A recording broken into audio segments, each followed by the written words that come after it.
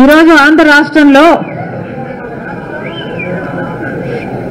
కుమ్మక్కు రాజకీయాలు నడుస్తున్నాయి అనడానికి వేరే నిదర్శన అవసరం లేదు.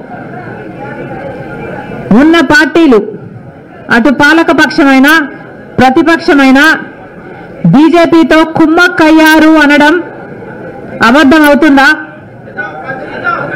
గత 10 సంవత్సరాలుగా చూస్తున్నాం. మొదట అధికారంలో ఉన్న టీడీపీ ప్రభుత్వమేమో బీజేపీ పార్టీ 10 సంవత్సరాలు స్పెషల్ స్టేటస్ ఇస్తామంటే చంద్రబాబు గారు 15 సంవత్సరాలు స్పెషల్ స్టేటస్ కావాలన్నారు. అదే బీజేపీ పార్టీతో పొత్తు పెట్టుకున్నారు. టీడీపీ ఎంపీలను మంత్రులను చేసుకున్నారు. తీరా చూస్తే స్పెషల్ స్టేటస్ కోసం కొట్లాడారా చంద్రబాబు గారు అని చూస్తే ఒక్కసారి కూడా బీజేపీని నిలదీసింది లేదు.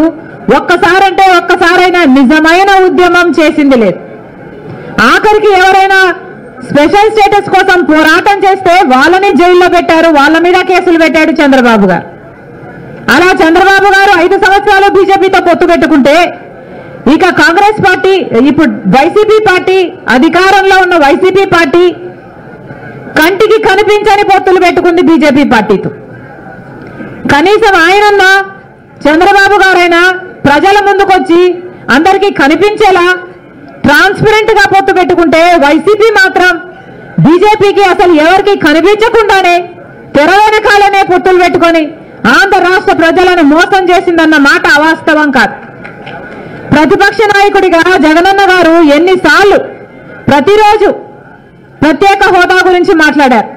ప్రతిపక్ష నాయకునిగా చంద్రబాబు గారు ముఖ్యమంత్రిగా ఉండగా చంద్రబాబు గారు బీజేపీతో పొత్తు పెట్టుకున్నాక ప్రతిపక్ష నాయకుడిగా జగనన్న గారు ఎన్నో నిరాహార దీక్షలు చేశారు స్పెషల్ స్టేటస్ కోసం.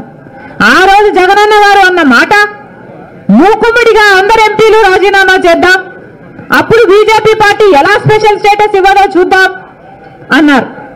ఆ తర్వాత ఎన్నికలు వస్తే స్పెషల్ స్టేటసే నినాదంగా తీసుకొని జగనన్న గారు మొత్తం ఎంపీలను నాకు ఇవ్వండి, నా ఎంపీలను గెలిపించండి, నా ప్రభుత్వాన్ని తీసుకురండి, కేంద్రంలో స్పెషల్ స్టేటస్ ఎలా రాదో చూద్దాము, కేంద్రం మెడలు వంచైనా సరే స్పెషల్ స్టేటస్ తీసుకొస్తామన్న మాట అవాస్తవమా? తీరా అధికారంలోకి వచ్చినాక ఒక్కటైనా నిజమైన ఉద్యమం చేశాడా జగనన్న గారు? ఒక్కసారైనా బీజేపీని నిలదీయడం కాదు కదా, కనీసం మాట వరుసకైనా స్పెషల్ స్టేటస్ ఏదండి అని ఒక్కసారైనా అడిగిన పాపాన పోలేదు. అసలు స్పెషల్ స్టేటస్ మనకు లేదు కదా. ఇప్పుడు స్పెషల్ ప్యాకేజీ ఏమొచ్చింది విశాఖపట్నంకి? విశాఖపట్నం స్పెషల్ రైల్వే జోన్ చేస్తామన్నారు, ఇచ్చారా? ఉత్తరాంధ్రకు స్పెషల్ ప్యాకేజ్ అన్నారు, ఇచ్చారా? శుభ్రంగా ఉన్న ఉక్కు ఫ్యాక్టరీ, వైజాగ్ స్టీల్ ఫ్యాక్టరీ, అసలు వైజాగ్కే తలమానికం, అలాంటి దాన్ని తీసుకెళ్లి ఇప్పుడు సర్వనాశనం చేస్తున్నారు. ఇక్కడే ఉంది గన్నవరం పోర్టు. రాజశేఖర రెడ్డి గారు ఉన్నప్పుడు గన్నవరం పోర్టు ప్రభుత్వానికి కూడా ఒక స్టేక్ ఉండాలి అని చెప్పి రాజశేఖర రెడ్డి గారి ఆలోచన చేస్తే 30 ఏళ్ల తర్వాత మళ్ళీ గన్నవరం పోర్టు ప్రభుత్వం చేతుల్లోకి రావాలి అని రాజశేఖర రెడ్డి గారి దాన్ని అలా డిజైన్ చేస్తే ఇప్పటికే 15 సంవత్సరాలు అయిపోయింది. రాజశేఖర రెడ్డి గారు ఉంటుంటే ఆయన ప్లానే గనక అమలై ఉంటే ఇంకొక 15 ఏళ్లకు ఆ గన్నవరం పోర్టు మళ్ళీ ప్రభుత్వం చేతికి వచ్చేది. అలాంటిది ఆయన కొడుకు అయ్యుండి జగన్మోహన్ రెడ్డి గారు ఏం చేశారు? కేవలం 600 కోట్ల రూపాయలకు అదానికి మొత్తానికి అంటగట్టేశారు కదా గన్నవరం పోర్టు. ఇప్పుడు ప్రభుత్వానికి ఏ స్టేకు లేదు, ప్రభుత్వం చేతికి ఎప్పటికీ రాదు, పూర్తిగా అప్పనంగా అప్పగించేశారు. ఎవరి సొమ్మును అప్పగించారు? ప్రజల సొమ్ము కాదా? ఆంధ్ర రాష్ట్ర ప్రజల సొమ్ముని, ఆంధ్ర రాష్ట్ర ప్రజలని తాకట్టు పెట్టినట్టు కాదా? వీళ్ళ కుమ్మక్కు రాజకీయాల కోసం ఆంధ్ర రాష్ట్ర ప్రజలను తాకట్టు పెట్టారు. ఇది వాస్తవం. స్వలాభం కోసం ప్రజల ప్రయోజనాలను తాకట్టు పెట్టారు. ఆ రోజు రాజశేఖర రెడ్డి గారు ఉన్నప్పుడు ఎన్ని ఫ్యాక్టరీలు, ఎన్ని కంపెనీలను రాజశేఖర రెడ్డి గారు నిలబెట్టారు, ఎన్ని కంపెనీలను రాజశేఖర రెడ్డి గారు మునిగిపోకుండా కాపాడారు. ఈరోజు వైజాగ్ స్టీల్ అన్నది 30,000 మందికి ఉద్యోగాలు ఇస్తుందట.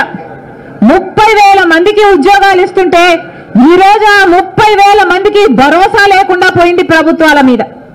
30,000 మంది వాళ్ళ కుటుంబాలు, ఎంతమంది బిడ్డలు వాళ్ళు వాళ్ళ భార్యలు ఇంతమంది జీవితాలకు భరోసా ఇచ్చిన ప్రాజెక్టు ఎప్పుడు కాంగ్రెస్ పార్టీ అధికారంలో ఉండగా ఇందిరమ్మ గారు వచ్చి శంకుస్థాపన చేసి కట్టిన ప్రాజెక్టు, రాజశేఖర రెడ్డి గారు ముఖ్యమంత్రి ఉండగా 3 మిలియన్ టన్నులున్న ప్రాజెక్టుని రాజశేఖర రెడ్డి గారు 7.5 మిలియన్ టన్నుల ప్రాజెక్టుగా చేస్తే ఇప్పుడేమో ఇప్పుడున్న ప్రభుత్వాలు, రాష్ట్ర ప్రభుత్వాలు, కేంద్ర ప్రభుత్వాలు మొత్తం ప్రాజెక్టునే నిర్వీర్యం చేస్తున్నాయి.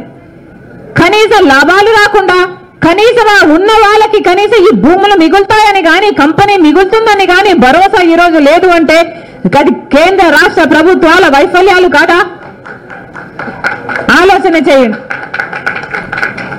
మళ్ళీ చెప్తున్నాం, బీజేపీ ప్రభుత్వం అధికారంలో 10 సంవత్సరాలుగా ఉంది.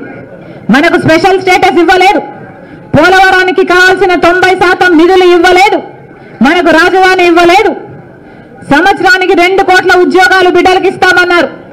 10 సంవత్సరాలలో 20 కోట్ల ఉద్యోగాలలో ఆంధ్ర రాష్ట్ర బిడ్డలకు కనీసం 1 కోటి ఉద్యోగాలు రాలేదు, 10 లక్షల ఉద్యోగాలు రాలేదు, 1 లక్ష ఉద్యోగాలు రాలేదు. రైతులకి రెట్టింపు చేస్తామన్నారు లాభాలు, అది కాలేదు. ఒక్క వాగ్దానం నిలబెట్టుకోకపోయినా అటు టీడీపీ ప్రభుత్వమైనా ఇటు వైసీపీ పార్టీలైనా మొత్తం బీజేపీకి అమ్ముడుపోయాయి. కనిపించినా కనిపించకున్నా పొత్తులు పెట్టుకున్నారు, కుమ్మక్కయ్యారు. ఈరోజు కుమ్మక్కు రాజకీయాలతో ఆంధ్ర రాష్ట్ర ప్రజలను బీజేపీ పార్టీకి బానిసలుగా చేయాలని చూస్తున్నారు. అందుకే ఈరోజు కాంగ్రెస్ పార్టీ ఇంత గట్టిగా నిలబడింది అంటే దానికి కారణం ఈ ప్రభుత్వాలు ఏదైతే వైసీపీ అయినా టీడీపీ అయినా ఈ ప్రజా వ్యతిరేక ప్రభుత్వాలు ఉన్నాయో అవి పోవాలి, మళ్ళీ కాంగ్రెస్ పార్టీ అధికారంలోకి రావాలి. రాజశేఖర రెడ్డి గారు ఏదైతే 2 సార్లు కాంగ్రెస్ పార్టీ నుంచి ముఖ్యమంత్రి అయ్యారు, అప్పుడు రాజశేఖర రెడ్డి గారు అన్ని పథకాలు చేయగలిగారు అంటే ఎలా చేయగలిగారు? ఎందుకంటే ఇక్కడ రాష్ట్రంలో రాజశేఖర రెడ్డి గారి కాంగ్రెస్ ప్రభుత్వం ఉంది, కేంద్రంలో రాజశేఖర రెడ్డి గారికి అనుకూలంగా ఉండే కాంగ్రెస్ ప్రభుత్వం ఉంది. కనుకనే రుణమాఫీ లాంటి కార్యక్రమాలు కూడా ఎంతమంది లక్షల మంది రైతులకు 2 లక్షల 4 లక్షల మీకు అప్పు ఎంతుంటే అంత అని రుణమాఫీ చేసిన ఘనత రాజశేఖర రెడ్డి గారిదంటే అది సాధ్యమైంది కాంగ్రెస్ పార్టీ అధికారంలో ఉంది కాబట్టి. ఉపాధి హామీ పథకం రాజశేఖర రెడ్డి గారు అంత అద్భుతంగా చేయగలిగారు అంటే దానికి కారణం కేంద్రంలో కూడా అప్పుడు కాంగ్రెస్ పార్టీ ఉండింది కాబట్టి. అందుకే చెప్తున్నాం, ఈ మతతత్వ బీజేపీ పార్టీకి రాజశేఖర రెడ్డి గారు పూర్తిగా వ్యతిరేకి. అందుకే మనందరం కూడా బీజేపీ పార్టీని తుంగలో తొక్కాలి. ఇక్కడున్న వైసీపీ పార్టీ అయినా తెలుగుదేశం పార్టీ అయినా ఆ బీజేపీ పార్టీకి తొత్తులుగా మారాయి కాబట్టి వాళ్ళను కూడా ఇంటికి పంపాలి. కాంగ్రెస్ పార్టీ అధికారం లేకొచ్చిన రోజున రాహుల్ గాంధీ గారు మొట్టమొదటి వాగ్దానం, మొట్టమొదటి సంతకం ప్రత్యేక హోదా మీద ఫైల్ మీదనే పెడతానన్న. అందుకే మరొక్కసారి కాంగ్రెస్ పార్టీలో ఉన్న కార్యకర్తలందరూ, నాయకులందరూ ఈరోజు సైనికులుగా పనిచేయాల్సిన అవసరం ఉంది.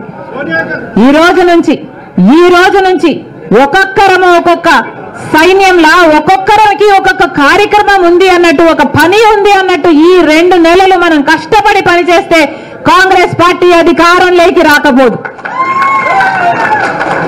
మనం చేయాల్సిందల్లా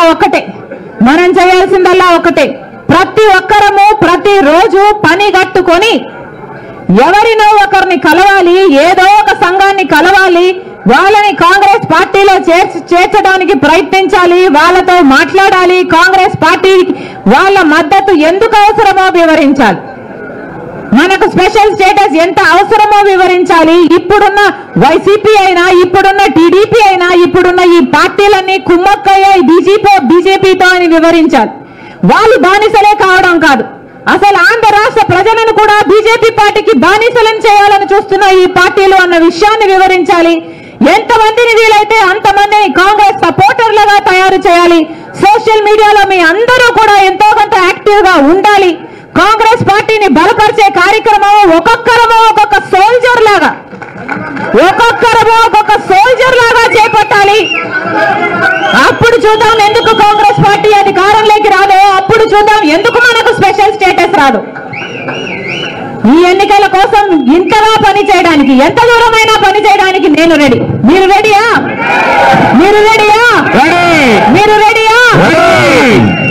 వెరీ గుడ్.